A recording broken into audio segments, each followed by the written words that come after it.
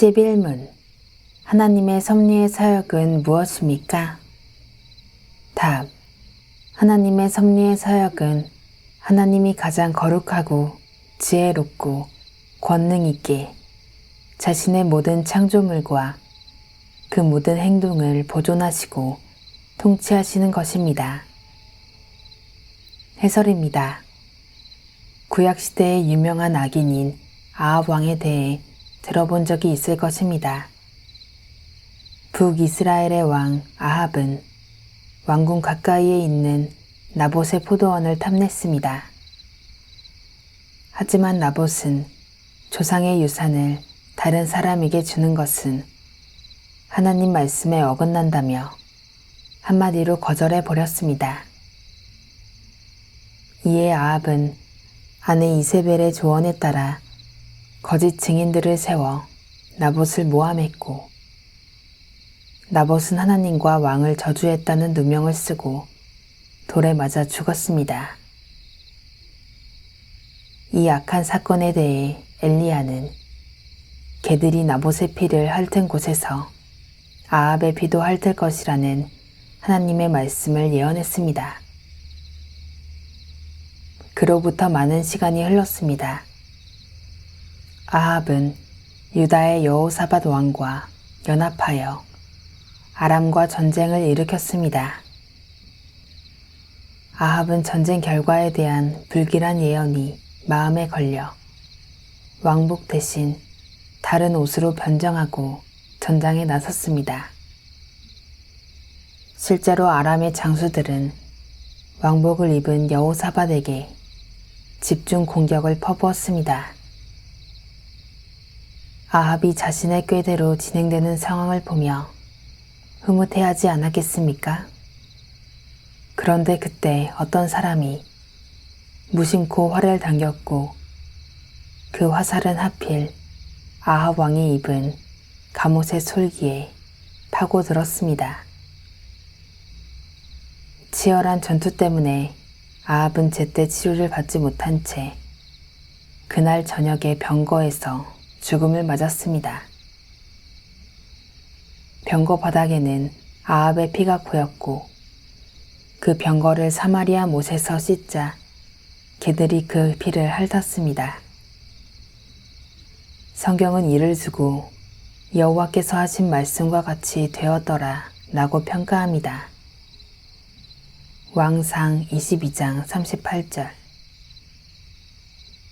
나봇이 누명을 쓰고 죽은 후에도 이스라엘과 유다와 아람의 백성은 각자 자기 생각과 결정에 따라 자유롭게 살았습니다. 그런데 하나님은 이들 각자의 판단과 행동을 모두 사용하시어 예전에 하신 말씀을 그대로 이루셨습니다. 하나님은 이 일을 무심코 날아간 화살을 통해 이루셨습니다.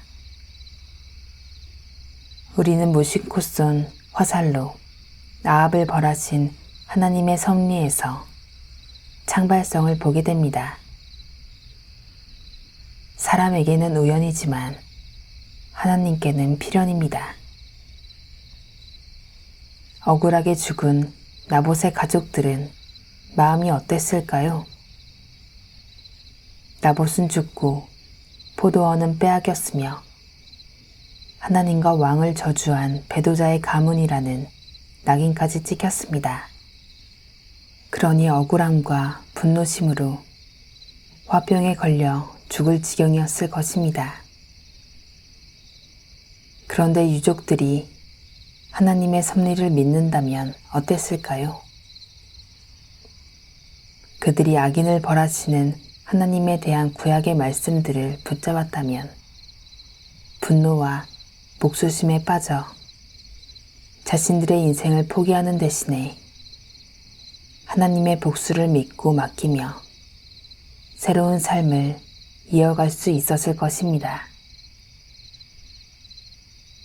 하나님은 아합에게 무심코 날아가는 화살로 복수하셨습니다.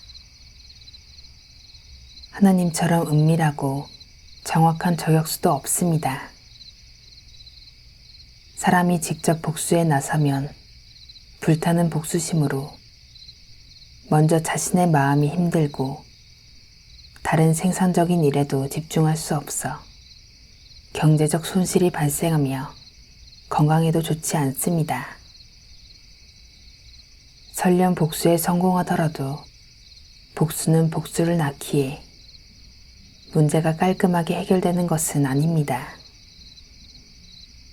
그런데 원수 갚는 것이 하나님께 있음을 안다면 우리는 마음의 짐을 내려놓을 수 있습니다. 복수심 때문에 잠을 못 자거나 다른 일에 집중하지 못하는 일도 없습니다. 때가 되면 가장 정확하게 복수하시는 하나님을 믿기에 해야 할 일에 집중할 수 있고 하나님의 말씀대로 순종하는 삶을 살 수 있는 것입니다. 바울은 분을 내어도 죄를 짓지 말며 해가 지도록 분을 품지 말고 마귀에게 틈을 주지 말라고 말합니다. 하나님의 섭리를 믿을수록 해가 지기 전에 분을 풀어야 하고 원수 갚는 것은 하나님께 맡겨야 합니다. 앞서 욥기 5장 9절에서 10절을 통해 비를 땅에 내리시는 것과 물을 밭에 보내시는 것이 하나님의 큰 일과 기이한 일이라는 사실을 살펴보았습니다. 그런데 이어지는 11절은 낮은 자를 높이 드시고 애곡하는 자를 일으키사 구원에 이르게 하시느니라라고 말합니다.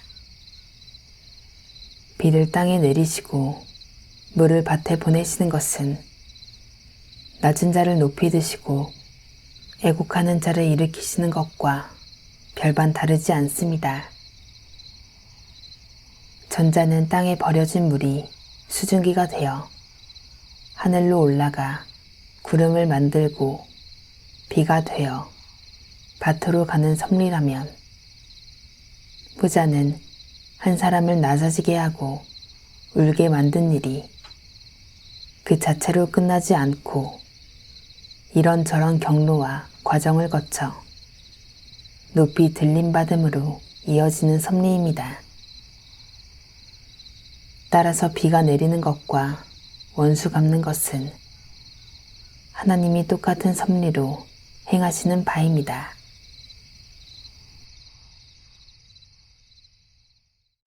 내가 주를 바라오니 성실과 정직으로 나를 보호하소서.